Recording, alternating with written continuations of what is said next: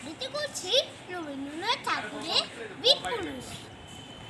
মনে করো যেন বিদেশ ঘুরে মাকে নিয়ে যাচ্ছি অনেক দূরে। তুমি যাচ্ছ পালকিতে মাছরে, দরজা দুটো এইটুকু ফাঁক করে।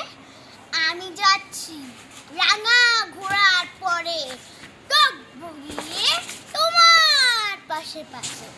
রাস্তা থেকে রাত ঘুরে করে রাঙা হলো মেঘ উড়িয়ে আসে। সন্ধে হলো সূর্য নামে পেটে, এলেম যেন চোরা দিঘির মাঠে ধুল ধুল করে। সেদিক পারে যায় কোনোখানে জনমানব নাই। তুমি যেন আপন মনে তাই ভয় পেয়েছ, ভাবছ এলে কোথা। আমি বলছি ভয় করো না মাগো, ওই দেখা যায় মরা নদীর সোটা।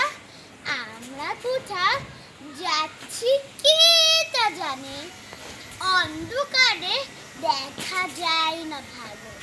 তুমি যেন বললে আমায় ডেকে দিঘি ধরে, ওই যে কিসের আলো এমন সময়।